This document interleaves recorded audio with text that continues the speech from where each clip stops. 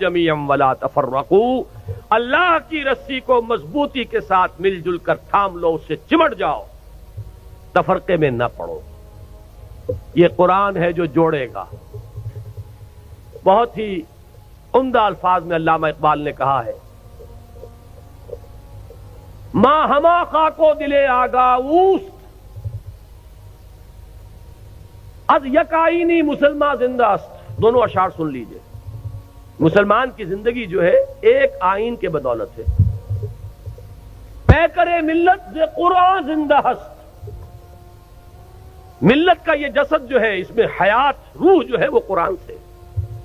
ماں ہما خاکو دل آگاہ اوست، اعتصامش کن کہ حبل اللہ اوست۔ ہم تو خاک کے مانندے جیسے جسد خاکی ہے، اس میں روح ہے جو حیات کا ذریعہ ہے، تو در حقیقت ماں ہما خاکو دل آگاہ اوست، اعتصامش کن، جسد ملی کے اندر وہی مقام جو ہے قرآن کا ہے، مضبوطی سے تھامو حبل اللہ۔ یہی ابھی گزشتہ بدھ کو جو میرا مضمون چھپا تھا، جو الہدا ہی کے سلسلے کی اقساط آ رہی ہیں جنگ میں، شاید نظر سے گزری ہو، وہ اسی موضوع پر تھی، واعتصموا بحبل اللہ جمیعا ولا تفرقوا۔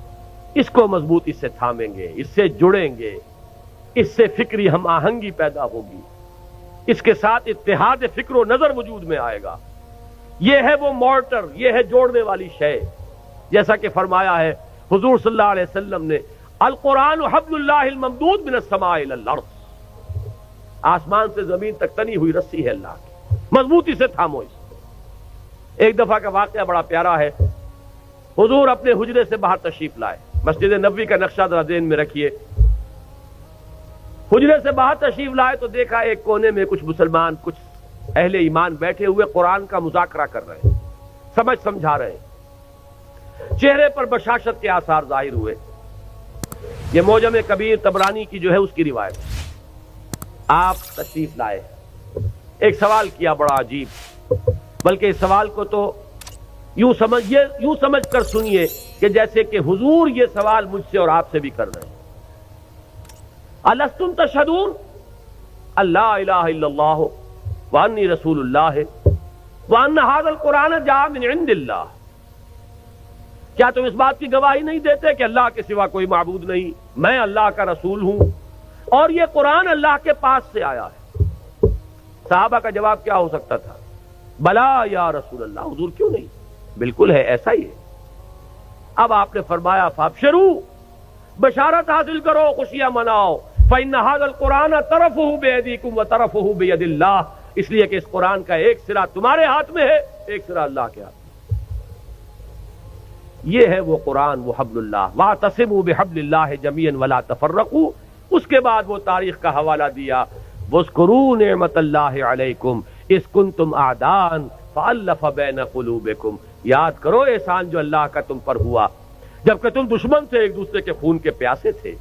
اوس اور خزرج کی دشمنی چلی آ رہی تھی 100 برس سے، قبیلے لڑ رہے تھے، پھر اللہ تعالیٰ نے تمہارے دلوں میں الفت پیدا کی، ایمان کی الفت، مقصد کی ہم آہنگی، نظریات کا اشتراک۔ وَكُنْتُمْ عَلَى شَفَا حُفْرَةٍ مِّنَ النَّارِ، جب بھی ان الفاظ سے گزرتا ہوں ایسے محسوس ہوتا ہے جیسے ایک حدیث میں الفاظ آئے فیہ ذکرکم، یہ جو قرآن ہے اس میں تمہارا ذکر ہے، اور بلکہ اس سے پہلے الفاظ ہیں فیہ خبر ما قبلکم ونبأ ما بعدکم وحکم ما بینکم۔ حضرت علی کی روایت ہے یہ۔ حضور نے فرمایا اس قرآن میں تم سے پہلوں کی خبریں بھی ہیں، تم سے بعد کے حالات کی اطلاعات بھی ہیں، اور جو بھی تمہارے مابین کبھی اختلاف ہوگا اس کا حل اور فیصلہ موجود ہے۔ تو ہمارا ذکر کہاں ہے؟ کنتم علی شفا حفرۃ من النار، تم تو آگ کے گڑھے کے کنارے تک جا پہنچے تھے، فانقذکم منہا، تو اللہ نے تمہیں اس سے بچایا اور نکالا۔ آج جو حالات پاکستان کے، جس کا تھوڑا سا نقشہ میں نے کھینچا تھا، زیادہ تفصیل میں جانے کا وقت نہیں ہے، میرا جو نقطہ نظر ہے میثاق میں اس ماہ کے پرچے میں وہ آ چکا ہے تفصیل سے، لیکن یہ کہ ذرا بھی آنکھ کھلی ہو، شعور کی آنکھ، اور حالات کا کوئی مشاہدہ ہو رہا ہو، تو یہ بالکل رائٹنگ آن دی وال کی طرح یہ حالات سامنے موجود ہیں۔ ہم آگ کے تباہی کے گڑھے کے کنارے تک پہنچ چکے ہیں۔ اللہ بچا سکتا ہے، اسے قدرت حاصل ہے، لیکن یہ بچاؤ ہوگا اسی طور سے جس طور سے کہ اس وقت اس نے بچایا تھا، محمد الرسول اللہ کے ذریعے سے بچایا تھا صلی اللہ علیہ وسلم۔ حضور فرماتے ہیں کہ میری اور تمہاری مثال ایسی ہے کہ آگ کا ایک الاؤ ہے، تم اس میں کود پڑنا چاہتے ہو اور میں تمہارے کپڑے پکڑ پکڑ کر گھسیٹ رہا ہوں۔ اس طریقے سے اسی نسخے کو اختیار کریں گے تو بات بنائے گی۔ وَاذْكُرُوا نِعْمَةَ اللَّهِ عَلَيْكُمْ إِذْ كُنْتُمْ أَعْدَاءً فَأَلَّفَ بَيْنَ قُلُوبِكُمْ فَأَصْبَحْتُمْ بِنِعْمَتِهِ إِخْوَانًا وَكُنْتُمْ عَلَى شَفَا حُفْرَةٍ مِّنَ النَّارِ فَأَنقَذَكُم مِّنْهَا كَذَلِكَ يُبَيِّنُ اللَّهُ آيَاتِهِ لَكُمْ آيَاتِهِ لَعَلَّكُمْ تَهْتَدُونَ۔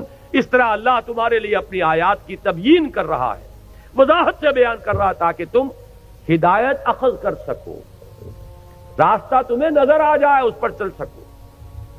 آخری آیت میں ہے وہ مقصد کا اشتراک، وَلْتَكُن مِّنكُمْ أُمَّةٌ يَدْعُونَ إِلَى الْخَيْرِ وَيَأْمُرُونَ بِالْمَعْرُوفِ وَيَنْهَوْنَ عَنِ الْمُنكَرِ وَأُولَٰئِكَ هُمُ الْمُفْلِحُونَ۔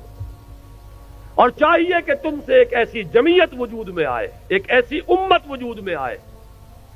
ویسے تو پوری امت کا کام یہی ہونا چاہیے تھا، لیکن اگر امت سو گئی ہو تو ان میں سے جو بیدار ہو جائیں، جو جاگ جائیں، وہ مل جل کر ایک امت ودن امت، پارٹی ودن پارٹی، بڑی امت میں ایک چھوٹی امت کی شکل اختیار کریں اور ان کے کام صرف 3 ہوں۔ عہد کر کے اٹھیے اگر ان باتوں کی سچائی اور صداقت کی دل گواہی دے کہ یہ 3 کام ہو جائیں ہمارے مقصد، یدعون الی الخیر ویامرون بالمعروف وینہون عن المنکر، دعوت خیر، بھلائی کی دعوت۔ انشاءاللہ اس بدھ کو جو یہ قسط آ رہی ہے میری، اس میں اسی آیت پر گفتگو ہے، اسی لیے مجھے بڑی سہولت ہے کہ میں اس وقت اشارہ کر کے یہاں سے گزر جاؤں گا کہ آپ ذرا توجہ کے ساتھ اس بدھ کو انشاءاللہ جو آئے گی اس میں کوئی ناغہ نہ ہو جائے، اللہ تعالیٰ کوئی رکاوٹ اس میں اللہ کی طرف سے نہ آ جائے۔ تو اس میں اسی آیت پر اور پھر 2 اور قسطیں آئیں گی جو اسی موضوع پر ہیں۔ ایک میں نے مولانا امیر التبلیغ مولانا محمد یوسف دہلوی رحمۃ اللہ علیہ کی ایک تقریر کا اقتباس دیا ہے طویل۔ یہ امت، ایک لفظ استعمال کیا انہوں نے، امت پناہ ہم سے چلا گیا۔ کہتے ہیں ہم امت ہیں، امت ہونے کا وصف ختم ہو چکا ہے۔ وہی بات جو